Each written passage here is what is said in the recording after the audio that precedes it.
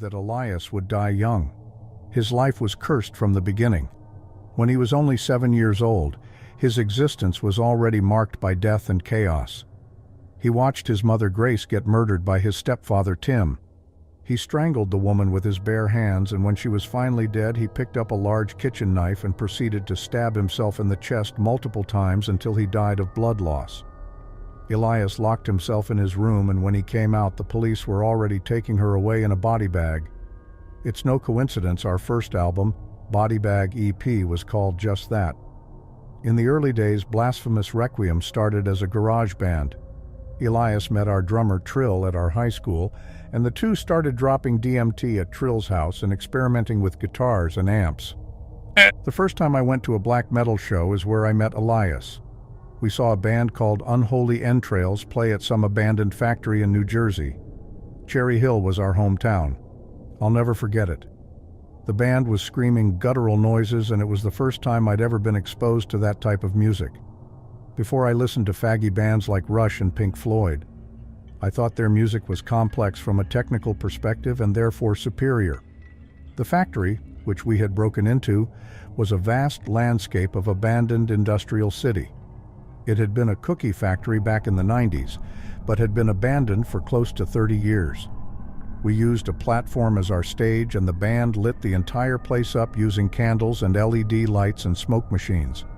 No one could hear the noise. It was that cut off from the rest of the city.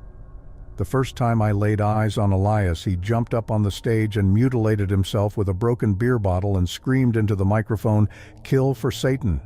He then proceeded to jump off the stage, causing the people to catch him to be covered in his blood. I watched from a distance, sipping my beer. When he finally made his way through the crowd, he made his way to another isolated part of the factory, and I followed him along with Trill. "How sick was that?" Elias says to Trill. "We gotta get you to a hospital, man. You'll need a tetanus shot." "Tetanus is for metal poisoning, you coward." "Regardless, it doesn't look healthy. Might need to amputate that shit," I say, revealing myself from the shadows. I emerge from a dark point in the building and we lock eyes for the first time. "What are you, a fucking doctor?" says Elias. "No, just a concerned observer," I say. "I saw what you did. Pretty try hard." Elias grabs a blade from his back pocket and starts walking towards me until Trill jumps in front of him and holds him back. "My name is Mike, but you can just call me Raven." I smile. "What's your talent then, Raven?" Trill says to me. "I'm a singer. Well, I try to be." Elias looks at Trill, then back to me, suggesting some sparks are coming together. He has an idea on his mind. "What is it?" I ask. "We're starting a band. Well, we don't have a bass player yet, but I do lead guitar, and Trill here is a drummer." "That's fun," I say sarcastically, sipping my beer. "It's not fun," Elias says. "We take our music seriously, dickhead." "Can you actually play your instruments?" I don't mean to be condescending, but it comes off that way. "Kind of," says Trill. "Well, to be honest, not really." "Call me when you can." I take out a pen and write down my number and give it to Elias. That was the start of it. The band's formation. We got a bassist some months later. Some kid named Necro. Elias found him one night when he was walking the empty graveyard by himself at midnight. He was getting drunk in the cemetery when he saw some kid who went to his rival school throw an egg at him as a joke. The two initially got into it, but Elias stopped fighting him when he realized they were both there for the same reason. They had both gotten kicked out of their houses. Elias called him Necro because he assumed the only reason he was there was because he was digging up corpses to fuck. I wouldn't put it past him. I never got along with Necro. The kid just smelled funny 24/7. I suppose that's a dumb reason to hate someone, but it was the truth. You can only tolerate the smell of shit so long until you want to stomp it out. But this morning I'm getting a call from him and there's worry in his voice. "Elias is gone, man," he says. "What do you mean gone?" I say back over the phone. "Not like gone, but he packed up his shit and left a note." "What did it say, Necro? Tell me." "Here, I'll read it to you. It says. He's fumbling for the note. "The abyss calls. Seek me where shadows merge with memory. That's what it says. The fuck does that mean, Raven? It means we have a day to find him before he offs himself, I say. I went to the house, which was on the outskirts of town next to the First Baptist Church, expecting to find Elias there, but he wasn't. The place was boarded up and tagged with graffiti. Whoever last lived there had been evicted, save for a hole that had looked like it had been taken to with what must have been an axe.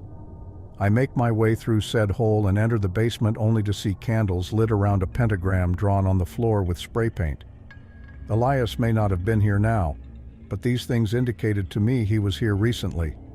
In the corner of the room is a dead dog with its stomach cut open, creating a terrible smell all throughout the lower floor. Next to the pentagram, I find a book, Magic in Theory and Practice, by Aleister Crowley. I pick up the book and flip it open only to see a certain passage underlined in red. I cling unto the burning ether like Lucifer that fell through the abyss, and by the fury of his flight kindled the air. And I am Belial, for having seen the rose upon thy breast, I have denied God. And I am Satan, I am Satan, I am cast out upon a burning crag, and the sea boils about the desolation thereof, and already the vultures gather and feast upon my flesh. Elias often spoke of the murder-suicide, sometimes to great detail. It obviously affected his development. I remember one time we were walking through Essex Mountain Sanatorium during the day. Established back in 1826 in Verona, New Jersey, a new sanitarium was needed to house the city's population of mentally ill patients. The county purchased 325 acres of farmland right on the border of Verona and Cedar Grove to establish the Essex County Asylum for the Insane, as it was known at that time. Now left empty for decades, Elias caught wind of the place and staked it out as a potential ground to shoot photos for our second album, Chainsaw Lobotomy. There were tales that mental patients' ghosts haunted the floors. Elias was looking to capture one with his Panasonic DSLR camera. We're walking through the vacant place when Elias turns to me and starts talking about the murder-suicide. Elias is wearing black jeans and a shirt with the band named Venom. I walk alongside him wearing my Burzum shirt. We were in the process of growing out our hair long. "Do you believe in spirits, Raven?" he asks me as he's snapping photographs of a medical table. "I believe in nothing," I say. "Satanism isn't the belief in evil, Elias. It's just an inversion of Christianity." "But evil exists, Raven. I've seen it with my own two eyes. What your stepfather did wasn't supernatural. Anyone can murder someone.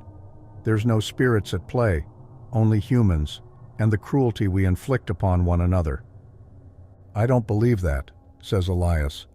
"The devil was with me that day. He made it happen." "Believe what you want." I smile at him. Necro and Trill came stumbling into the place hours later, all drunk and sloshed. We lit a few candles and Elias set up his tripod and we got to work on taking photos for a potential album cover.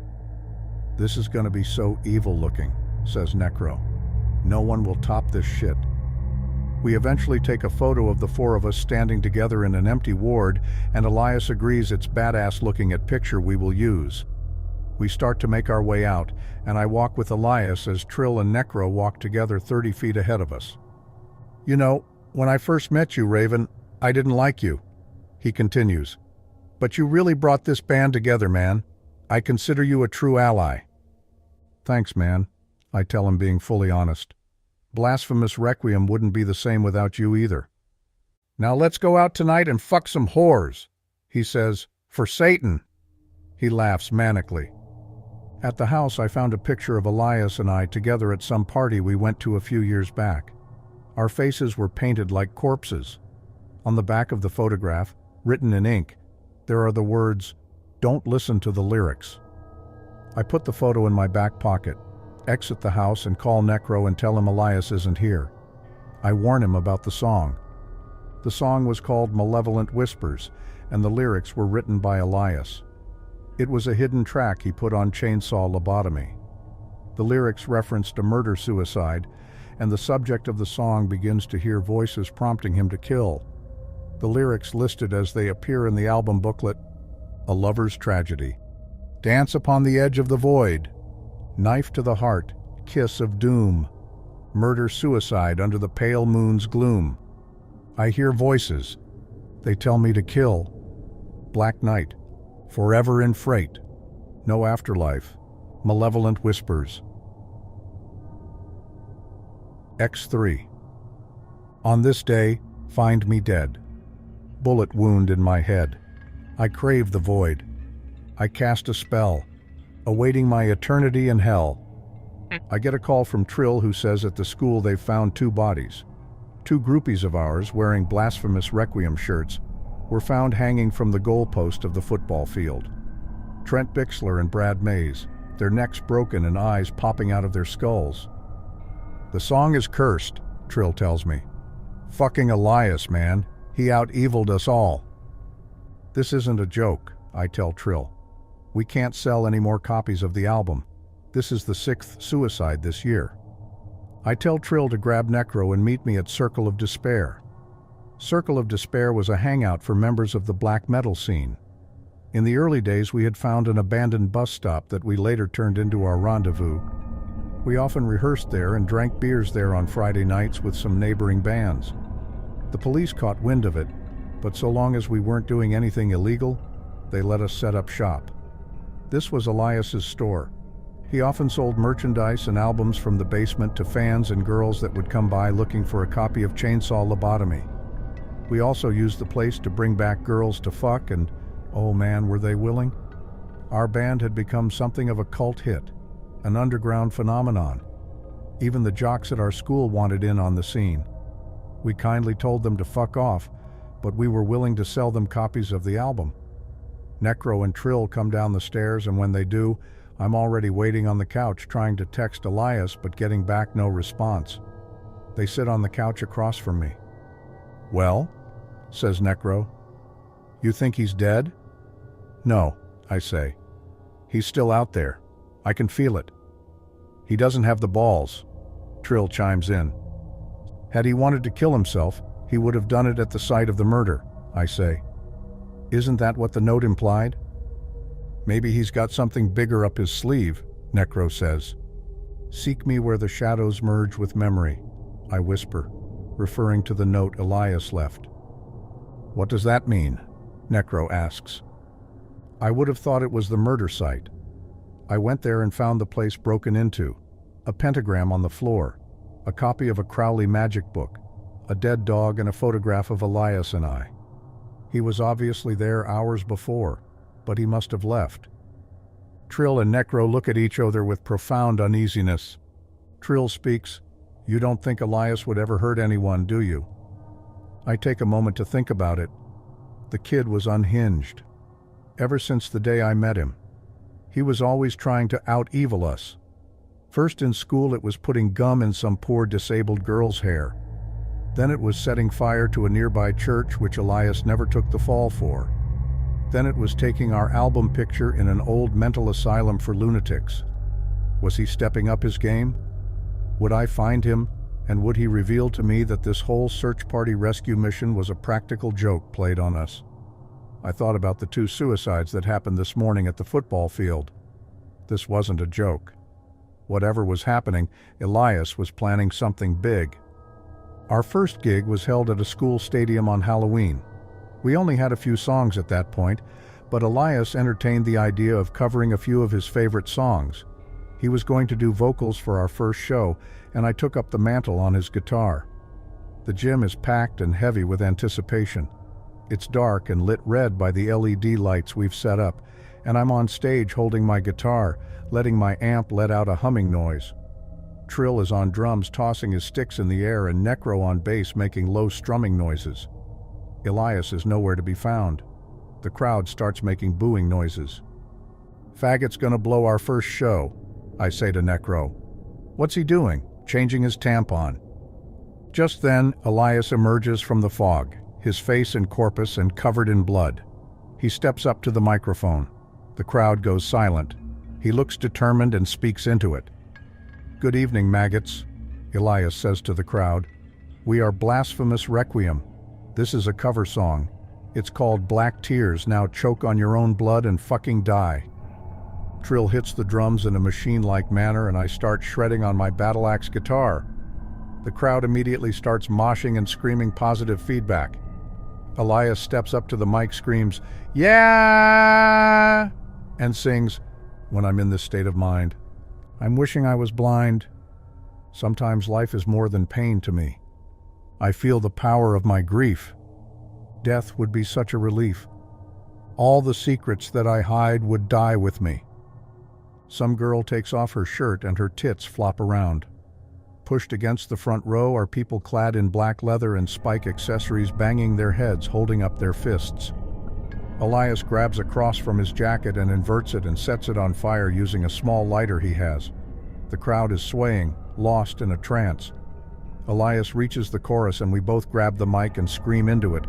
This fluid on my cheek, it drains me. I get weak. My heart is cold and bleak. Black blood, black tears. Each note dripping with malevolence, bodies colliding together in chaotic ecstasy. When the song ends, Elias looks dumbfounded, as if he can't understand how we managed to shred the places to pieces. I give him a hug and the curtains close. The crowd disperses, their souls forever marked by blasphemous requiem. That was our first show. After the Circle of Despair, that night I stopped by the record shop, The Crypt, to see Thorn, the owner. Dark ambient music is playing from the sound system. Thorn did 5 years in prison for the attempted murder of a homosexual man who came onto him in a bar. I approach the front counter and he sees me for the first time in months. "What's up, Raven?" Thorn says. "It's Elias. He's missing." I tell him rather somberly. "That's not good. He didn't come by here, did he?" "Why would he? Kid hates my guts. Claims I owe him money on his records I sold, but I already paid him 20%. That was the deal." "They found 2 kids hanging this morning at the school," I tell him. "I want you to do something for me. Stop selling our records." "Why?" "One of the songs," I say. "It's too evil." That's a laugh. He cackles. "No, it's true. I think Elias is wrapped up in some black magic that he's woven into the lyrics." "Hey, whatever you say, it's your money," Thorn tells me. "Do me a favor.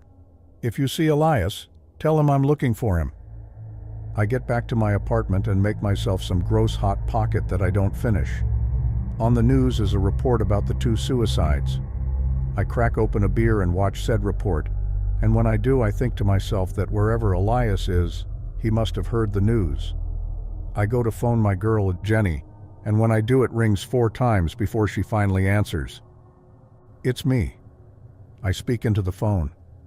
"Elias is gone," Jenny says. "How'd you know?" "It's the talk of the town.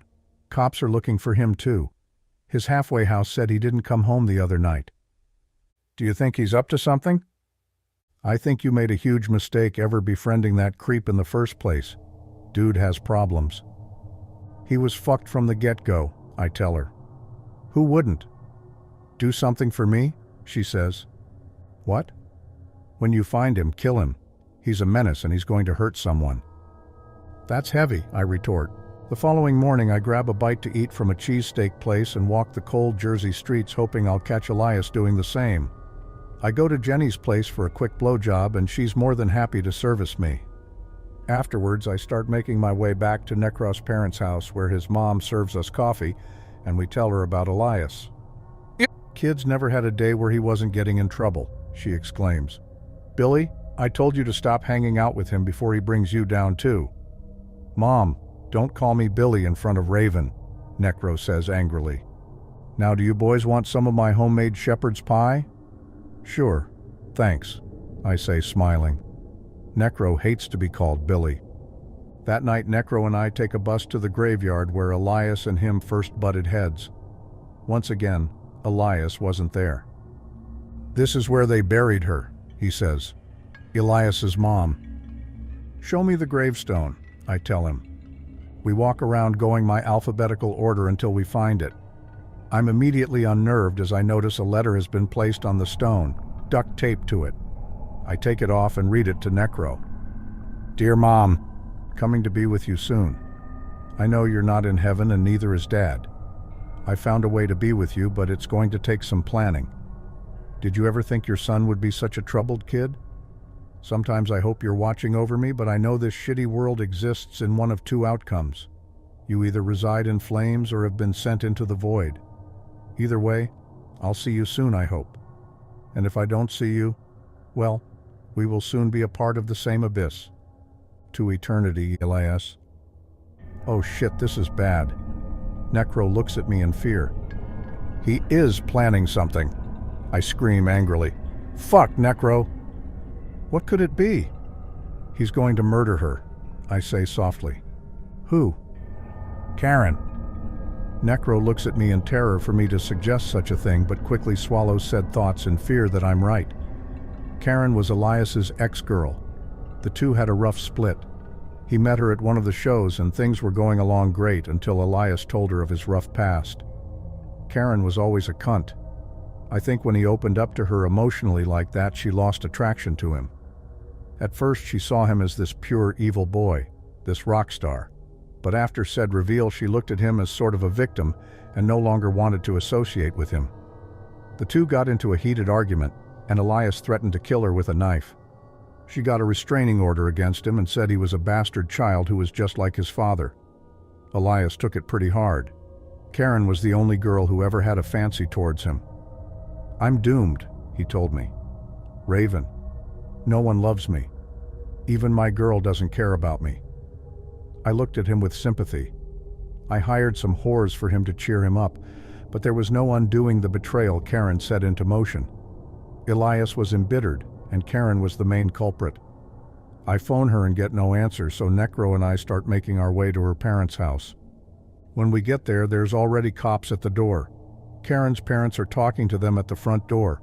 The mother is screaming and crying and hitting the two officers. The husband has tears in his eyes as well, but is trying to detain her from attacking them. We're too late, I say to Necro. Fuck. Just then a body is pulled out of the house in a body bag. The mother goes to grab it and hold it dearly. It's Karen.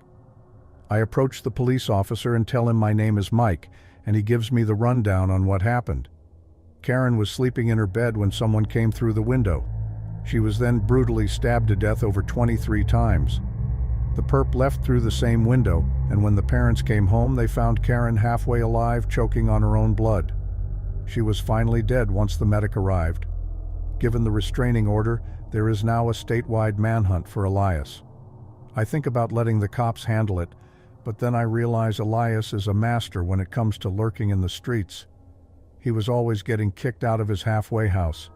He knows how to avoid cops and lurk in the shadows. Did he ever say anything about hurting her? The cop asked me, taking notes on his paper. No, but this morning I got a phone call about a note he left for my buddy, Necro. See, we're in a band. He cuts me off. What did the note say? Necro chimes in. It read, "The abyss calls. Seek me where shadows merge with memory." And what do you think that means? The officer says. I don't know the place he could be referring to. We thought it was the murder site of his mother. He'd clearly been there hours before I arrived, but otherwise he's on the move. I think he's referring to somewhere else. Think hard, champ, the cop says. I draw a blank. I can't think of anywhere else, and I tell the cop we will keep trying to reach out for him. The crime scene goes on all through the night, and when we go to leave, the cop turns to us and calls my name. One more thing, he says. Yeah? What's your band name? It's, Blasphemous Requiem. My son liked you guys. He was a big fan. He laughs. Was? Yeah. He OD'd last week on perks. A suicide is something you'll always grapple with. Trust me, I know. 2 days go by and the band and I start putting out missing person flyers for Elias. We posted them up on every street corner, every alleyway. I didn't have many photos of him where he wasn't wearing face paint, so I just went with his high school yearbook photo. Only a few hours later did I get a call from Rita McIntosh, our local librarian. She said Elias had come in and stolen some book and left as quickly as he came. What kind of book? I ask her. I didn't see, she tells me. Her voice is rather frail and weak. Can't you see what's missing from your inventory? That's a great idea, young man. Trill, Necro, and I showed up at the library. Rita was on her computer when we arrived and by said time had a list of books that went unregistered. How to Win Friends and Influence People by Dan Carnegie, she says. That one is missing. I think someone else stole that one, I tell her. What else you missing? Let's see. She cracks her fingers. She pulled up another one. The Satanic Bible, Anton Szandor LaVey. That's it, I say. Do you know where I can find another copy? Check out our larger library in Trenton. Hours later, I had taken a bus to the Grand Library in Trenton with Trill and Necro. They had a copy of the book and we cleared a space in the study hall to crack it open and start studying it. It was a collection of essays, observations, and rituals published by Anton LaVey in 1969. In the Book of Belial, one of the sections, LaVey details rituals and magic. He discusses the required mindset and focus for performing a ritual, and provides instructions for 3 rituals, one being destruction. It went on to describe rituals and magic. There were also references to books of ritual magic such as Crowley's Magic, Elementary Theory, the author Elias was fixated on, the 4 crown princes of hell, Satan, Lucifer, Belial, and Leviathan, and they are the names that, according to LaVey, are most useful in satanic rituals. One section read, Satanism is a blatantly selfish, brutal religion. It is based on the belief that man is inherently a selfish, violent creature, that life is a Darwinian struggle for survival of the fittest, that the earth will be ruled by those who fight to win the ceaseless competition that exists in all jungles, including that of urban societies. On that score, the Church of Satan may be justly criticized, although even its critics will have to admit that its philosophy is based on logic and real conditions that exist in the world. In one section on magic, the text read, There is indeed great power in magic, but one must be prepared to take advantage of this power. If a person is a perennial loser, they cannot be expected to know how to safeguard their success, if and when it should arrive. I closed the book. Elias was in many ways a loser, even though everyone in the scene looked up to him in the early days of the band. What was he planning to do with magic? He already killed Karen, but had not yet killed himself. What was his big vision? I look at Trill and Necro, who seem utterly clueless and stumped. Wait, I said. I know what he's going to do. What? Says Necro. Malevolent whispers. Our song? What about it? Says Trill with curiosity. He's going to try to pull off a mass suicide using the record. I go see Jenny again and reveal to her what I think Elias is planning. Where is he going to gather a crowd? She says. Dude has like one friend, you. Don't underestimate him, Jenny. You don't know what he's capable of. Like you said, he's unhinged. It's time to go to the police, she says. Tell them about the song. Yeah, the cops will laugh in my face. A song that prompts people to off themselves? He's obviously well-versed in magic and dark arts, she yells. He's using his lyrics as a way to drive people to suicide and corrupt their minds. We drove out to Elias's halfway house. The police are hosting a stakeout just in case he comes back. I go to meet the woman, Devon, who runs the place. She's a middle-aged black woman who smokes like a chimney. Elias had a substance addiction for alcohol and was treated here. They tried to give him social support, but he kept clashing with the other residents and wouldn't do his chores. He was often kicked out only to come back in again on some government law because the poor kid would have been homeless as a teen otherwise. Devon informs me of his situation. He is a problem candidate, that's for sure. She says, he never came in during curfew hours. I assumed he was hanging with you. He likely was, I point out. Then some months ago, he would never leave his room. He would stay up there all night reading books and listening to this weird ambient music. We tried to get him to socialize more, but he is the most antisocial person I've ever met. Devon tells me a story of one night where she heard commotion from Elias's room. She heard chanting and loud bangs. It sounded like something out of The Exorcist, she tells Jenny and I. Kid didn't have normal hobbies. Did he ever say anything about wanting to hurt others? I finally blurt out. No, but sometimes I did hear him muttering to himself, and it scared the bejeebers out of me. She continues. One night I went into his room and it smelled of death. I checked under his bed and underneath was a dead, rotten raccoon that he had brought in from the cold. I don't know what to make of that. We wait a few hours and Elias's predictably never shows. I tell Devin he's a menace and not safe to be around, and I'm scared he's up to something malevolent. He murdered someone. She cackles. Tell me about it. A week went by and still no word. I sat in my apartment and smoked cigarettes, hoping the police would eventually pin him down and take him in. How long could he live out there in the cold, fending for himself? Then I remembered we were dealing with Elias, and he was no weakling when it came to survivalism. On the news, there's another suicide. A girl by the name of Hannah Bridges blew her head off with a shotgun. In her diary, she wrote that she began listening to our band's music, and in the weeks that followed, she had intense nightmares of murder and depressive thoughts. Prior to finding the record, she was a normal girl, not happy, but never depressed according to the family. I get a call around 10 p.m. and it's the police. They want to talk to me down at the station, and something tells me they've already pulled Necro and Trill aside. I go down to the station and ask if I'm under arrest. They tell me I'm free to go after we conduct said interview. I'm sitting in an interrogation room. The walls are all white, and above me in the corner is a CCTV camera. I think about getting a lawyer, but I don't have the money, so I waive my Miranda rights, even though I'm not being charged with anything. At this point, finding Elias is all I care about anyway. So, tell us more about your band? The officer asked me. A fat, bald, middle-aged man built like a linebacker. He's sitting in the chair across from me, a table between us. What's there to tell? I smirk. We play loud and hard and we rock the socks off people everywhere we go. Are you really Satanist? Elias obviously is. For the other guys, they didn't delve into it much. We haven't committed any real crimes other than your minor disorderly conduct.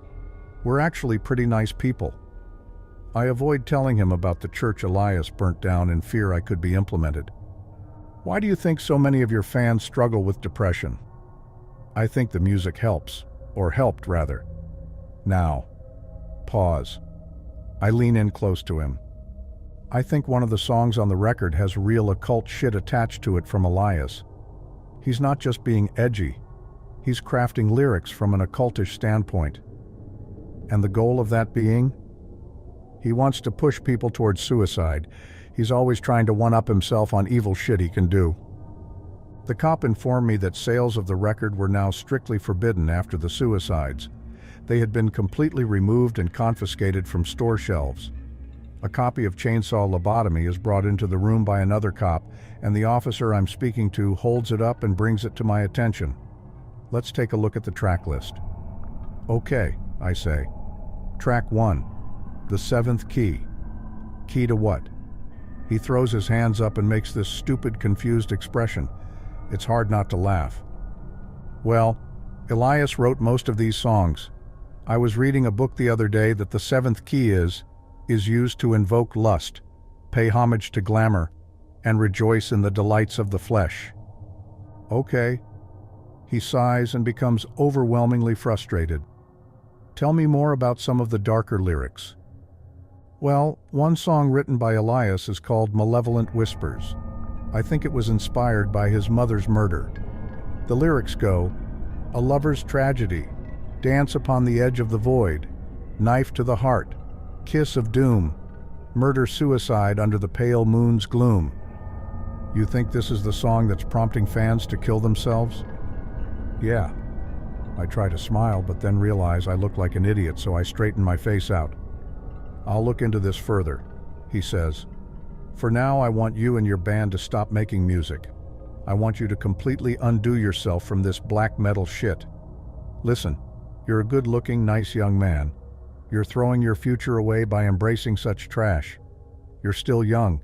Plenty of time to find a job and start a life for yourself. I'll think about it, I quip. Later that night, I got a phone call from Necro. He told me to turn on the news. In only 24 hours, the officer who had interviewed me shot himself in the head in his squad car. Funeral arrangements would be made within the week. Elias was winning. The next day, the community was in shambles. Still no trace of Elias. I think to myself, what place could he be referring to in his note? And why did he have to be such a cryptic edgelord asshole all the time? Why couldn't he have just spelled it out more clearly? Karen's funeral was held. I attended despite hating the bitch's guts. I mean, no one deserves to get murdered, but if you told me Karen was murdered by someone other than Elias, shit wouldn't surprise me. In many ways, having wronged so many people and generally being a stuck-up, holier-than-thou bitch, she had it coming. Elias was just the first to have the balls to do it. The casket is lowered and the priest says some words. I stand out like a wolf in sheep's clothing given I'm still wearing my spiked black leather jacket, but no one confronts me. From across the way I hear the ever-faint sound of music. My music. A band of groupies drives by in a Toyota pickup truck and shout out the window, "Long live blasphemous requiem." I take that as my cue to leave, and when I do it starts raining and thunder rolls across the sky. In the early days, Elias had come to me about his depression. I guess he thought I was depressed too because at the time I didn't have a girlfriend and was having problems with my family at home. He looked me square in the eye and said, "Raven, do your parents love you?" "I think they do." "Yeah, I mean, they keep a roof over my head, so I guess that means something." "What's it like to have someone who loves you?" My heart broke for him. Here's this kid who's never experienced true love in his life. He had no one. Even Karen never uttered the words to him. His mother, while arguably his closest confidant, was never overwhelmingly warm either. But I still think Elias felt something for her because she was the closest he ever came to true affection. We changed the subject and got to talking about our album. Elias was the visionary of the band, I must say. His next album, which we never got to make, was a concept album. He had ideas for music videos and live performances that blew my hair back. I must say, I was quite taken back by his artistry, something Necro and Trill never really had. They were just stand-ins. Elias was the real heart and soul of Blasphemous Requiem. We got back to talking about girls, and sure enough, one night Elias wants to go to this whorehouse in the heart of Cherry Hill that hadn't been busted yet. We pull up to the place and Elias told me he would pay for me. He had the money. How he got it, I'm not sure, but we were having fun. I was having fun. Despite what Jenny says, I did really see Elias as a friend. Others may not have liked him, but I guess I always kinda saw myself as his older brother since I had no siblings of my own. We go into the whorehouse and it's all Asians. Elias is thrilled. "You know who loves the Asian race?" he says. "Who?" I ask, honestly not knowing. "Hitler." He laughs maniacally. Two girls approach us and we both choose who we want to go with.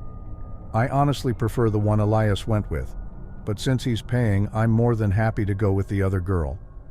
Elias slaps $400 on the counter and we each go back to separate rooms. I tell him I'll see him soon, to which he responds, "Not if I see you first." Not sure what that means. I have sex with my girl and it's great. Elias comes out 10 minutes later with a big smile on his face. "I love whores," he says drunkenly. "Me too, my friend. Keep selling our records and we'll have enough whores at our fingertips to rule the world." That night, Elias went home and wrote a song called Pussy Vortex. In the morning, I get a knock on my window and I look outside to see it's Trill. We go into an alleyway to score some smack, and when we do, he tells me he's depressed about having to break up the band. "You don't break up Blasphemous Requiem," I say angrily. "We are not broken up. You can't separate us. We are a family. We just have to chill on the making of the music side of things for a while." "Hell yeah." Trill takes a sip of his beer. "Besides, Elias is the leader, and he calls the shots." "Still no idea where he is?" "If you were Elias, where would you go?" "He likes the mall, I think." "Why would he be at the fucking mall, Trill?" "I don't know, man. You asked me, Raven. Goddamn." "Come on, think. Where would he be?" "I'm at a loss, really." Pause. Wait, I say. The fucking whorehouse. The fucking whorehouse. He's hiding out with the whores. At the whorehouse. Yeah, you said it. The whorehouse. He looks at me worried. I grab him by the face. Hey, get off me, man. Trill grabs my arm and removes it. Should I call the cops? No. Stupid. It's Elias. I'll go there myself. I leave Trill behind and pull up to the whorehouse on 16th Street. I go inside and a madame greets me. I push her aside and shout, Elias! It's me, Raven. Nothing. The inside is decorated with a Christmas tree and Christmas lights that line the ceiling. The woman sits herself in a chair and I apologize to her and tell her I'm looking for my friend. Just then Elias comes out of one of the back rooms. Friend, says Elias. Elias, you're here. He says nothing. He just looks at me with this evil, dead, monotonous expression on his face. He's wearing a black leather jacket and a black t-shirt. I quickly remember what he's done and I promptly punch him in the face where he, half my size, falls backward into the hall. He looks at me, his nose bleeding, shocked. What the fuck are you doing, man? There's a state-level manhunt after you looking for your ass, you lunatic. I scream. He gets up off the ground, wipes his nose and promptly takes another swing back at me. I take the hit rather well but don't go down. You fucking poser, he shouts. You were not supposed to find me here. That wasn't the plan. Where was I supposed to find you? He says nothing and whips out a gun and aims it at me. Some friend. I thought you were all together enough to figure it out. The abandoned factory, the old cookie place, where I first met you. Oh shit, I exclaim. Yeah, I was gonna go there next. I lie. Listen, meet me there tonight. Don't tell anyone where we are meeting and don't bring the pigs. He continues. I'm leaving. Don't follow me. He puts the gun in his black jeans and starts walking out the back door. Wait, Elias, I yell. Too late. He closes the door behind him and disappears into a back alleyway, and just within seconds of meeting him, he's already out of my clutches again. I turn off my phone in case Trill or Necro calls me, assuming they'll ask me about if I met up with Elias. I don't want to lie to them. I take a bus to the factory. On the way there, I stop at a firearms shop and buy a hunting knife. I can't get a gun, and I don't know how dangerous Elias is, but I get something just in case.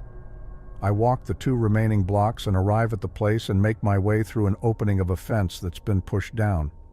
When I go in, the place is all lit up with LED lights, and I call for Elias, my voice echoing through the factory. Silence. In a minute's time, he emerges from the darkness shirtless, looking hunted. What's this all about, man? I say, exhausted. Do you know what today is? He says. No. Anniversary of Mom's death. Is that what this is about? You're going to kill yourself on your mom's murder anniversary? That's part of it. What's the other part? I was able to interfere with the radio broadcast signal for our local stations. I'm going to play Malevolent Whispers live on air tonight and take as many people down as I can with me. Why would you do a thing like that? This world is evil, Raven. Everyone you know are pathetic little maggots. Cut the shit, Elias. Our band was going along just fine until you had to take things to the next level.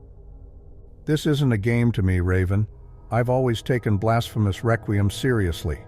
You, on the other hand, always saw it as a joke. You, Trill, Necro, you're all a bunch of privileged clowns. He continues. I, on the other hand, have had a lot to deal with. Woe is me, I roll my eyes. I salvaged you guys because you're like brothers to me despite being posers. I told you on the picture not to read the lyrics. That's because deep down I care about you. I've read them and I'm not having suicidal thoughts. Pause. I killed Karen, he says. I know, I respond. I know my mom is burning in hell. There is no heaven. And if there's no hell, there's only void, eternal sleep, darkness, no more pain, no more running. You're not hearing me clearly. I want out, and I want everyone who ever wronged me to go down as well. Come with me, Elias. There are a lot of people who care about you. I can't return to the normal world. They'll put me in a cell for the rest of my life. He guides me to the center of the room, of which stands a pentagram and a group of candles surrounding it. A dead dog near the floor where the entrails have been spilt. Next to the floor is a device called an SDR dongle with an antenna he intends to use to broadcast the song. Elias speaks. Did you know Satanism has been frequently misrepresented as devil worship, when in fact it constitutes a clear rejection of all forms of worship? No. Indubitably, magic is one of the subtlest and most difficult of the sciences and arts. There is more opportunity for errors of comprehension, judgment, and practice than in any other branch of physics. He continues, magic is the science of understanding oneself and one's conditions. It is the art of applying that understanding in action. When did you get a PhD in this? I say. I read a lot. He says, man is capable of being and using anything which he perceives, for everything that he perceives is in a certain sense a part of his being. He may thus subjugate the whole universe of which he is conscious to his individual will. And that's what you plan to do tonight? My will is to put an end to the war, die. In my experience, it's better to never have to been born than to be alive. If hell awaits me, so be it. But likely I'm thinking I shall walk into a void of eternal nothingness. He hits play on the machine. The song starts. When Elias is not looking, I go to stab him in the back, and when I do, he intercepts, said lunge with his elbow. We tumble to the ground and down a cement staircase into another room. I can hear the song still playing. A lover's tragedy. Dance upon the edge of the void. Knife to the heart. Kiss of doom. Murder-suicide under the pale moon's gloom. He gets up and takes out his gun from his back pocket and fires 5 shots, one of which hits me in the abdomen. I am wounded. I hear voices. They tell me to kill. Black night, forever in freight, no afterlife. Malevolent whispers.